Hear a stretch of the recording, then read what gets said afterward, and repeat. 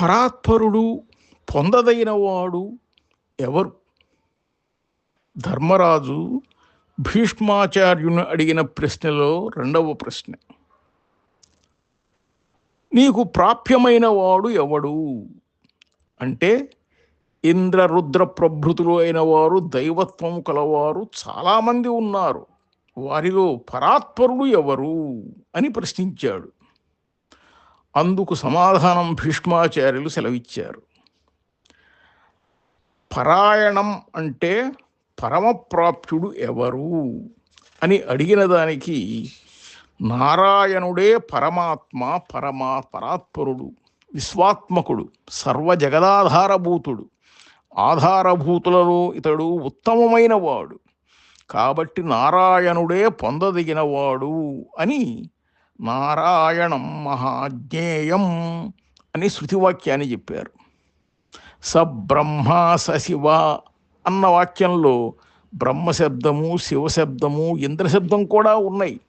వారికి కూడా పరాయణత్వం కలిగినట్లయితే జగదాధారభూతులు అనేక మంది అవుతారు.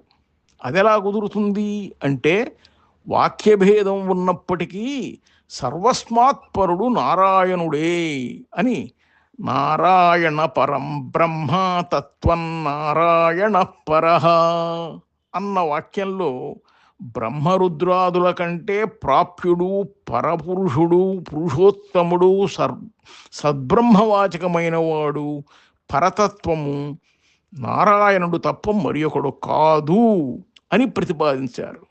కాబట్టి నీలమేఘశ్యామల వర్ణం కలిగిన వాడు, సర్వజగదాధారభూతుడు, పరబ్రహ్మ అనే నామంచేత సమస్త కళ్యాణ గుణ విశిష్టుడు, పురుషోత్తముడే చెప్పబడుతున్నాడు. ఈ పురుషోత్తముడే ధ్యాన ఉపాసనాదుల చేత ఆరాధించదగినవాడు అని చెప్పారు. మరి నారాయణ, వాసుదేవ, విష్ణు శబ్దాలు పురుషోత్తముణ్ణే చెబుతున్నాయి. అలా అంటానికి విష్ణు గాయత్రి మంత్రాన్ని నారాయణోపనిషత్తు చెప్పింది. నారాయణాయ విద్మహే వాసుదేవాయ ధీమహి తన్నో విష్ణు ప్రచోదయాత్. ఇది విష్ణు గాయత్రి మంత్రం.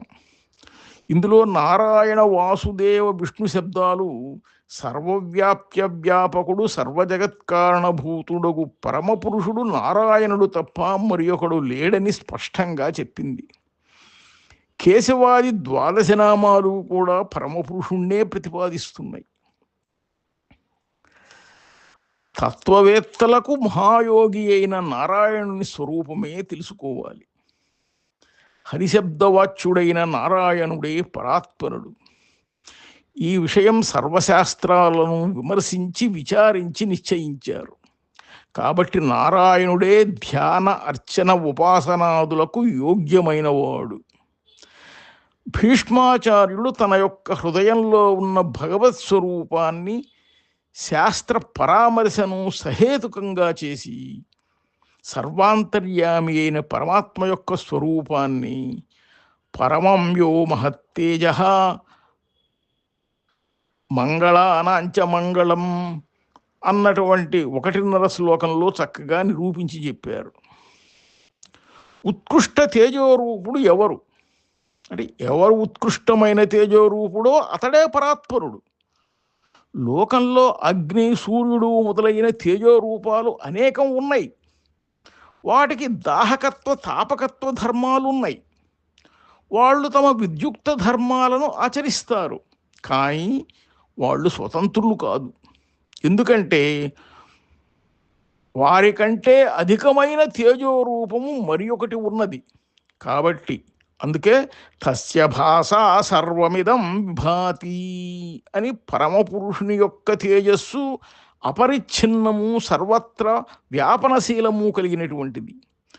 పరమపురుషుని యొక్క ఆదేశము చేతనే తేజోవంతులైన సూర్యాగ్నులు ప్రకాశిస్తున్నారు. అగ్నే తేజస్విన్ అనే వాక్యం తేజస్సు కలవాడా అని పలికింది. దీనివలన ఈ తేజో విషయము నీకు ఆహార్యము, పరమపురుషుని వలన సంపాదించబడింది. ద్వాదశాదిత్య రూపులైన వారు సూర్య అను నామముతే చెప్పబడిన వారికి సవితృమండలాంతర్వర్తి అయిన నారాయణుడే తేజస్సునిస్తున్నాడు. పరమాత్మ యొక్క ఆదేశం లేకపోతే వారు తమ స్వాభావిక కాంతులను ప్రకాశింపచేయరు. అందుచేత సర్వత్ర వ్యాప్య వ్యాపక భావంతో ఉన్న పరమాత్మ అనంత తేజో విశిష్టుడై విరాజిల్లుతున్నాడు. అతడే పరమప్రాప్యుడు అని నిరూపించారు.